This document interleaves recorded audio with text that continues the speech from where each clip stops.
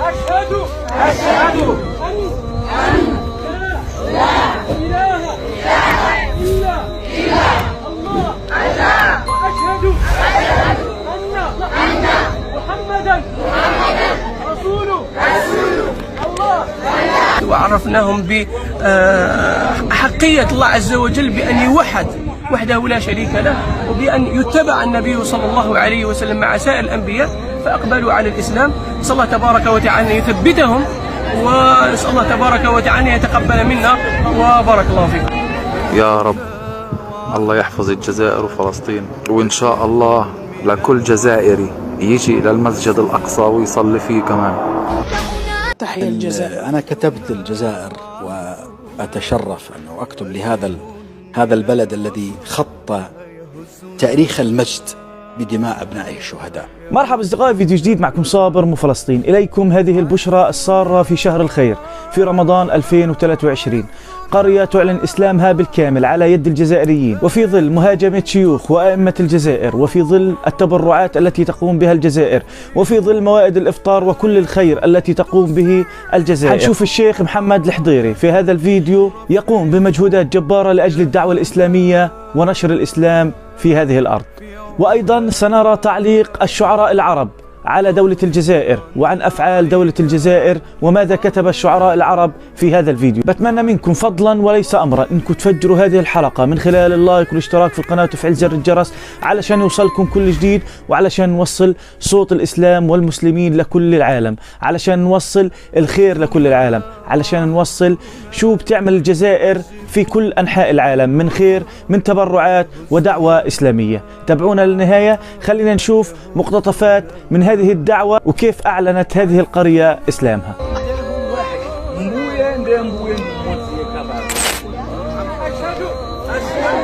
أشهد أن لا إله إلا الله وأشهد أن محمدا رسول الله وأشهد أن عيسى عبد الله ورسوله. كما شاهدتم أيها الأكارم، قمنا بدعوة للقرية، عرفناهم بالتوحيد وعرفناهم بحقية الله عز وجل بأن يوحد وحده لا شريك له، وبأن يتبع النبي صلى الله عليه وسلم مع سائر الأنبياء، فأقبلوا على الإسلام. نسأل الله تبارك وتعالى أن يثبتهم، ونسأل الله تبارك وتعالى أن يتقبل منا، وبارك الله فيكم. بعد ما شفنا هذه البشرى السارة وشفنا مشاهد تسر القلوب، وشفنا الشيخ الجزائري محمد الحضيري وهو يقوم بنشر الدعوة الإسلامية في كل أنحاء العالم، خلينا نشوف شو حكوا الشعراء العرب عن دولة الجزائر العظمى، وشو حكى الشعراء العرب عن أهل الجزائر وعن شهداء الجزائر. خلونا نشوف شو كتب الشعراء، تابعونا للنهاية.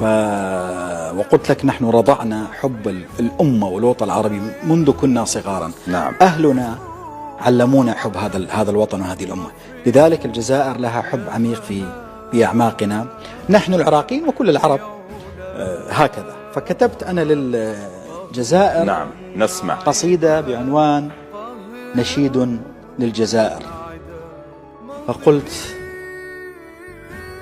وكتبتها طبعا على بحر المتقارب حتى تكون نشيد يوما ما. طبعا أطمح أن يوما سبحان الله تغنى. أغلب الأناشيد على البحر طبعا هذا البحر وهو الأنسب فعلا، الأنسب إيقاع الواقع اللي فيه. الأناشيد الوطنية. نعم.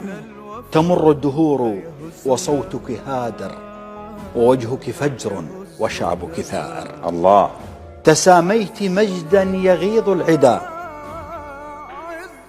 ففوق النجوم اشمخي يا جزائر. يا سلام. وتثقل كاهلك العاديات، وشعبك فيها إلى المجد سائر. وكنت إذا اشتد ليل الخطوب أنرت الدروب بنور البصائر. يا سلام يا سلام. ومزق فجرك ليل الحيارى، فكنت سراجا هدى كل حائر. رسمت الطريق بفيض الدماء، وللتائهين أشدت المنائر. وللتائهين أشدت المنائر، وأخرست بالحق صوت الطغاة، لتزهر فوق ثراك المآثر، ربوعك غنت نشيد الفداء، على العز والفخر تحيا الجزائر. طبعا نشيد قصيدة طويلة. مررت الجزائر وخاصة هناك مدينة هي مدينة البليدة، تسمى مدينة الورود، هذه تسمى بنت غرناطة أو انعكاس، لأن أغلب سكنتها أو مؤسسي هذه المدينة كانوا من المورسكيين الأندلسيين الذين هربوا بعد سقوط غرناطة وأسسوا مدينة جميلة جدا. طبعا أنا شاركت في مهرجان شعري في هذه المدينة وقرأت هذه القصيدة في المهرجان. طبعا طموح جميل وعميق وتستحق الجزائر نعم أكيد أن نكتب لها بمداد القلب. أنا أيضا اسمح لي شيء بالشيء يذكر. نعم. أخذت القفلة يعني بكم بيت وعقدنا العزم أن تحيا الجزائر اللي قالها المفتي زكريا.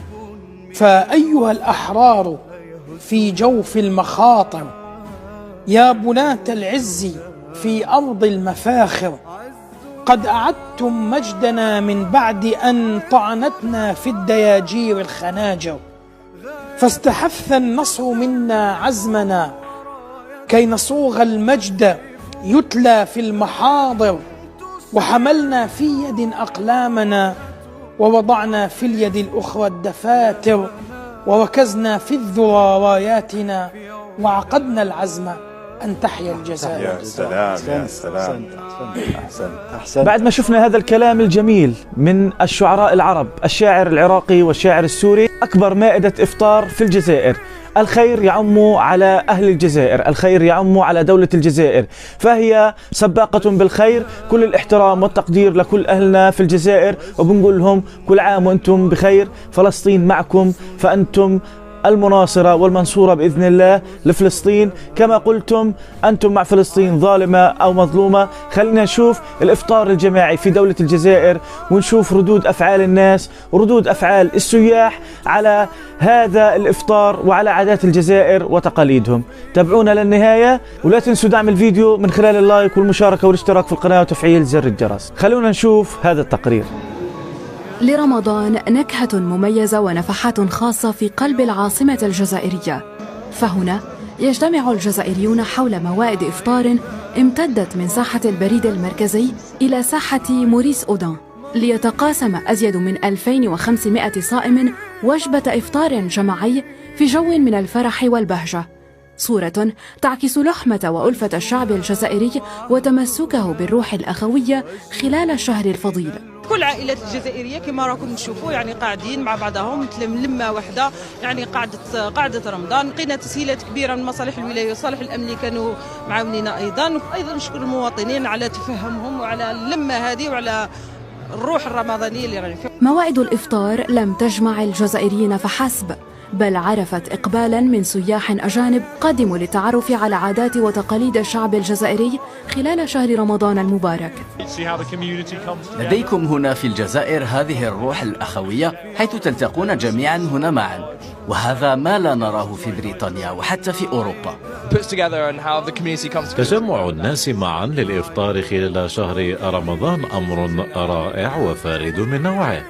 لا نرى مثل هذه الصور في بريطانيا. قدمت إلى الجزائر أمس، الجميع هنا مركزون على العبادات بشكل حازم. هذه الروح الرمضانية التي تجمعكم معا شيء رائع. سمعت الكثير عن هذا الحدث وأردت القدوم مع أصدقائي هنا. التنظيم جيد والترحيب كان حارا. أنا هنا لقضاء بعض الوقت مع العائلة. في فرنسا لا نشعر بلذة رمضان، وهذه فرصة لا تعوض لتقاسم الإفطار معا. الأسر الجزائرية التي اجتمعت من مختلف ولايات الوطن عبرت عن سعادتها بالأجواء الرمضانية التي رسخت معاني التشارك والتعاون من خلال اجتماع الأسر مع بعضها البعض حول مائدة واحدة. الحمد لله، مبادرة نشكر عليها كاع اللي ساهموا في هذه العملية، وصحة فطورهم وإن شاء الله تنعاد علينا كل عام إن شاء الله. وهذه أول مرة نحضر هذه الأجواء، كنت نسمع بها من قبل وكنت نشوفها وتمنيت نحضرها والحمد لله حضرتها. بالنسبة للأجواء حاليا راهي هايلة، قاعدين مع ناس ما نعرفوهمش راح ممكن نوطدوا العلاقة معاهم بما أنه رانا قاعدين في هذا الشهر الفضيل. أجواء ليست كغيرها يصنعها المجتمعون هنا على اختلاف جنسياتهم ليقدموا دروسا في الوحدة والألفة والعطاء خلال شهر رمضان. في نهاية الفيديو بحب أتشكركم كثير على المتابعة، كل الاحترام والتقدير لكل أهلنا في الجزائر، كل التحية لشيوخ وأئمة الجزائر، فالجزائر دائما صانعة للحدث، كل الاحترام لكم، تحياتي لكم، كان معكم أخوكم صابر كلاب، تحيا الجزائر وعاشت فلسطين عربية حرة.